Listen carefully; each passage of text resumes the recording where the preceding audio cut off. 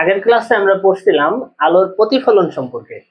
তো তোমরা আলোর প্রতিফলন সম্পর্কে একটা ধারণা পাইছো না? তাইলে এখন আলোর প্রতিসরণ করি, চলো। দেখো, গত ক্লাসে তোমাদের ভাইয়া বলছিলাম আলো যদি এইভাবে আসার পরে চলে যায় তখন সেটাকে বলে প্রতিফলন। আবার আলো যদি এইভাবে আসার পরে অন্য মাধ্যমের মধ্যে চলে যায় সেটাকে বলে আলোর প্রতিসরণ। তাহলে চলো আমরা প্রতিসরণের সংজ্ঞাটা আগে লিখি। আলোক রশ্মি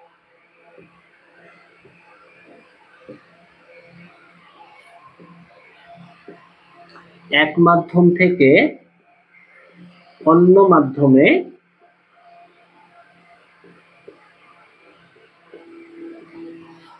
তির্যক ভাবে প্রবেশ করলে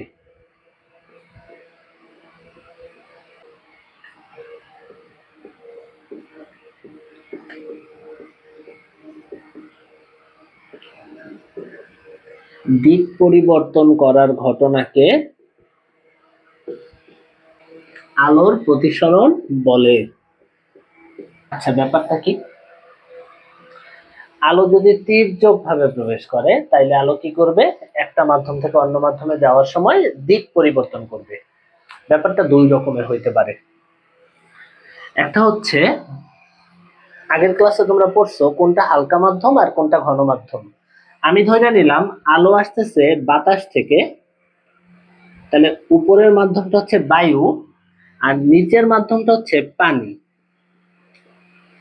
মনে করো পানির মধ্যে বাতাস থেকে আলো আসতেছে, বাতাস হচ্ছে হালকা মাধ্যম আর পানি হচ্ছে ঘন মাধ্যম। বাতাস থেকে যদি আলো তির্যক ভাবে পানির উপরে আসে বা আপতিত হয় তাহলে এটা হচ্ছে আপতিত রশ্মি। এখন চিন্তা করো তো, আগের ক্লাসে বলছিলাম না আপতিত রশ্মির উপর আমরা লম্ব ভাবে অভিলম্ব কল্পনা করি, তাহলে এটা যেহেতু প্রতিসরণের ঘটনা তাইলে অভিলম্বটা কি নিচেও হবে না? আচ্ছা, তাহলে সবুজ কালির এটা কি? অভিলম্ব। তাহলে এই কোণটা কি?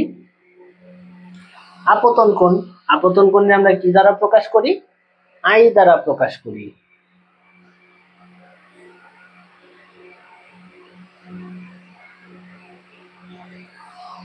আচ্ছা, আপতিত রশ্মি এরপরে কোন মাধ্যমে যাবে?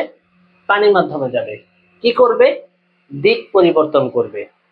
এখন বলো, বাতাস থেকে পানির ঘনত্ব বেশি না? যার ঘনত্ব বেশি সেই মাধ্যমে আলোর বেগ কম না? আলোর বেগ যদি কম হয় তাইলে আলো এই যে অভিলম্ব আছে না, অভিলম্বর দিকে বেঁকে যাবে। ধরো এই যে কোণটা নিয়ে আলো আসলো সেখান থেকে আরো কম কোণ নিয়ে বের হয়ে যাবে। এই যে আপতন কোণ তার থেকে প্রতিসরণ কোণের মান ছোট হয়েছে না? হ্যাঁ, আপতন কোণের চেয়ে প্রতিসরণ কোণের মান ছোট হয়েছে। কোন শর্তে? হালকা মাধ্যম থেকে ঘন মাধ্যমে আলো আসার শর্তে। যদি এটার উল্টাটা হইতো, মনে করো এইটা হচ্ছে এবার অভিলম্ব, এইবার এইটা হচ্ছে ঘন মাধ্যম আর এইটা হচ্ছে হালকা মাধ্যম। তাইলে কোনো একটা ঘন মাধ্যম থেকে হালকা মাধ্যমে আলো আসবে, তাহলে ঘন মাধ্যম থেকে আলো আসলো আপতন বিন্দু, এটা হচ্ছে আপতন বিন্দু যেখানে আপতিত হইল। এবার কি প্রতিসরণ হবে না? ঘন মাধ্যম থেকে হালকা মাধ্যমে আলোর বেগ কি বেশি না? আলোর বেগ যদি বেশি হয় তাহলে আলো কি করবে? আলো আরো বেশি ছড়ায়া পড়বে। আলো যদি ছড়ায়া পড়ে তাইলে এই দিকে যাবে।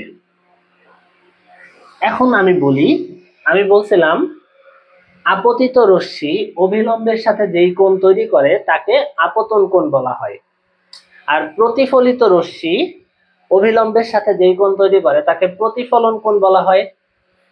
এইখানে কি প্রতিফলন হয়েছে না? কি হয়েছে? প্রতিসরণ হয়েছে। তাহলে এই রশ্মিটা কি প্রতিসরিত রশ্মি না? তাহলে এই প্রতিসরিত রশ্মি অভিলম্বের সাথে এই কোণ তৈরি করছে, তাহলে এই কোণটার নাম হবে কি? প্রতিসরণ কোণ। এখন দেখো তো, এখানে আপতন কোণ হচ্ছে এইটা, প্রতিসরণ কোণ হচ্ছে এইটা, তাহলে কোনটা বড়? প্রতিসরণ কোণ বড়। কোন শর্তে? আলো যদি ঘন মাধ্যম থেকে হালকা মাধ্যমে আসে, এই শর্তে। আচ্ছা, বুঝছো কিন্তু, ঠিক আছে?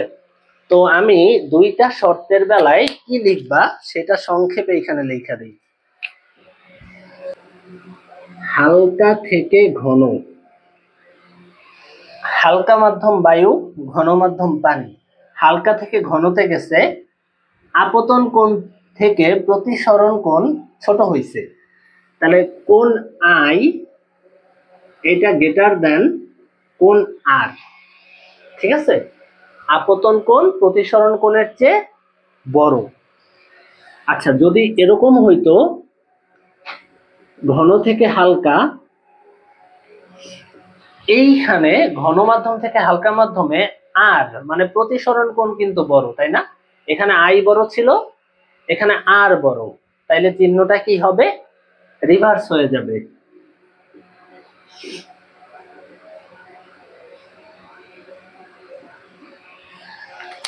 বুঝতে পারছো? আচ্ছা, তাইলে কোণ আই কি? কোণ আই হচ্ছে আপতন কোণ, আর কোণ আর কি? কোণ আর হচ্ছে এখানে প্রতিসরণ কোণ।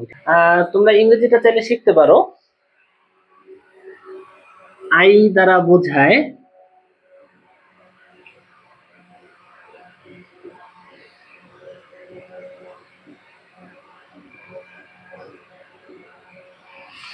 Angle of incidence.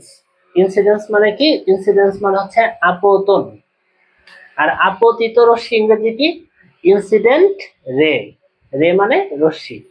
আচ্ছা, তাহলে কোণ আই দ্বারা বোঝায় অ্যাঙ্গেল অফ ইনসিডেন্স, আর কোণ আর দ্বারা কি বোঝায়?